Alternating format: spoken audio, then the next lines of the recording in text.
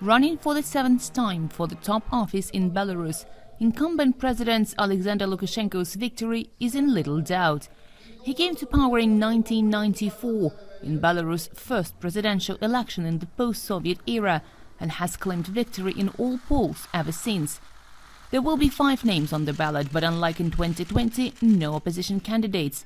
Minsk has gone to great lengths to avoid the large-scale protests that swept the country last time. Opposition leader Svetlana Tikhanovskaya, now in exile, challenged Lukashenko in 2020 election and was forced to flee the country. Her husband, Sergei Tikhanovsky, attempted to run 4 years ago, but was imprisoned and remains there. There was a strong reaction on the streets and thousands arrested.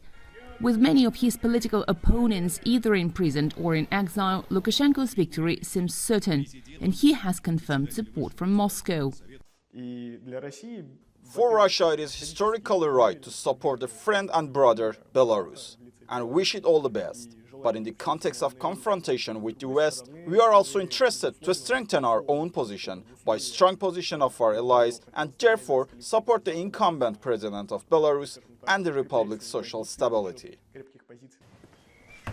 For decades, Lukashenko navigated a delicate relationship with Russia, despite being part of a union state of Russia and Belarus, which provides for economic cooperation, joint-up taxation, and the integration of defense and intelligence apparatus.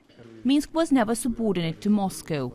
In the historic retrospect of ties between Russia and Belarus, Belarus has always been a sovereign state, and the authorities there have sought to build a sovereign line with maintaining mutually beneficial ties with Moscow.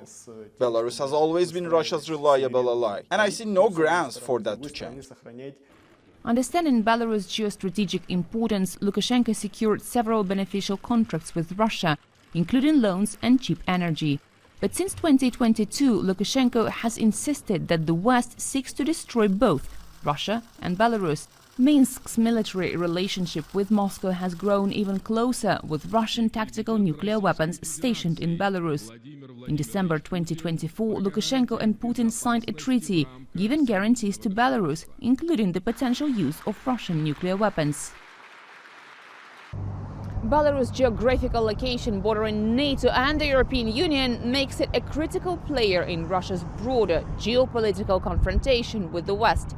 And perhaps Alexander Lukashenko's greatest success in his 3 decades in power is to keep his country out of direct involvement in the Ukraine conflict. He will be looking to keep it that way. Dasha Chernyshova, TRT World, Moscow.